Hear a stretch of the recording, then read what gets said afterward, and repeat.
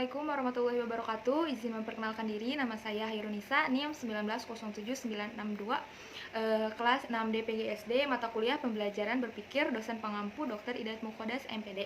Di sini saya akan membahas atau mereview pembelajaran pertemuan dari 9 sampai 14. Pertemuan 9, the way the mind works. Berpikir sebelum melakukan atau sebelum dikerjakan. Yang pertama, berpikir positif. Yang kedua, mempertimbangkan resiko. Yang ketiga, lihat dari dua sisi dan kalau. Yang keempat, bedakan mana yang fakta dan juga mana yang merupakan opini. Yang kelima, jangan sampai menjadikan sebuah fiksi sebagai fakta. Yang keenam, jangan selalu menempatkan diri pada posisi yang paling benar. Yang ketujuh, berpikir tindakan yang dilakukan cenderung diterima banyak orang atau tidak. 8. Tujuan dari tindakan yang dilakukan lebih jelas dan beralasan. Dengan begitu, saat kita melakukan tindakan, maka hasil sesuai dengan ekspektasi atau sesuai dengan yang sudah kita pikirkan. Sarannya, pertemuan 10 yaitu tentang berpikir lateral dan berpikir vertikal. Berpikir lateral adalah cara berpikir yang berusaha mencari solusi untuk masalah terselesaikan, lalu metode yang tidak umum atau sebuah cara yang biasanya akan diabaikan oleh pemikiran logis. Berpikir vertikal adalah cara berpikir yang tradisional atau logis. Berpikir vertikal melihat solusi melalui pandangan yang wajar dan dari masalah atau situasi dan bekerja melalui itu, umumnya dalam jalur yang paling bisa terpilih atau umum. Berpikir lateral pada prinsipnya adalah melihat masalah dari sudut pandang yang lain. Masalah tidak dipecahkan dengan metode yang sama. Cara yang lama ditinggalkan dan cara yang baru dicoba. Sedangkan berpikir vertikal adalah mencari solusi yang logis dengan cara yang sama. Pertemuan 11 yaitu tentang brainstorming dan analogi. Menurut Torestia 2008, metode brainstorming yaitu teknik mengajar yang dilakukan guru dengan cara melontarkan suatu masalah ke kelas oleh guru.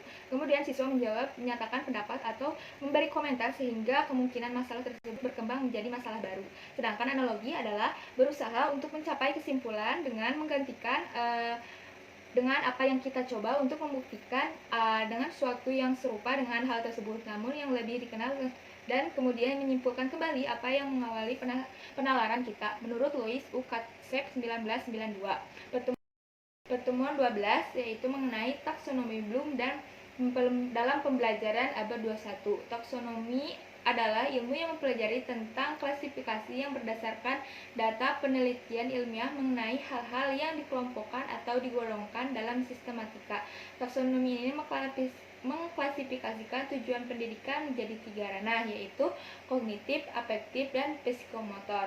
Taksonomi Bloom dalam pembelajaran abad 21 harus mempunyai sikap, keterampilan berpikir kritis, kegiatan berpikir mengenai subjek, isi, dan masalah, lalu kreativitas, keterampilan berkomunikasi, dan keterampilan berkolaborasi.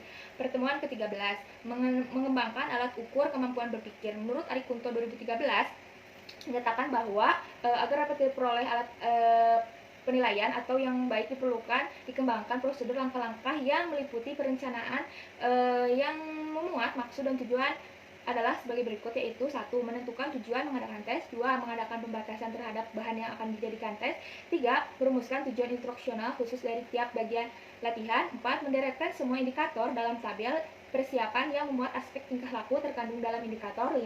Menyusun tabel spesifikasi yang memuat pokok materi dan aspek berpikir, 6. Menulis butir-butir soal berdasarkan atas indikator yang sudah ditentukan. Jadi saat membuat butir soal, setiap soalnya dibuat berdasarkan unsur di atas, tidak sembarangan asal buat. Dengan begitu setiap soal mempunyai landasan yang kuat untuk mengukur kemampuan setiap siswa. Pertemuan 14 yaitu mengembangkan alat ukur kemampuan berpikir dan uji coba instrumen.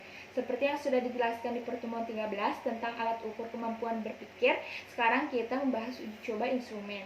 Uji coba instrumen ini dilakukan untuk melihat apakah soal tersebut layak atau tidak untuk digunakan sebagai instrumen dalam pembelajaran. Berdasarkan hasil dari uji coba instrumen, maka diperoleh data validitas dan reliabilitas.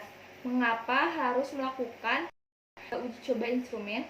Uji coba instrumen penelitian dilakukan untuk mengetahui kepalihan dari suatu instrumen evaluasi yang akan digunakan. Sekian review materi pembelajaran dari pertemuan 9 sampai 14 dari saya. Terima kasih. Wassalamualaikum warahmatullahi wabarakatuh.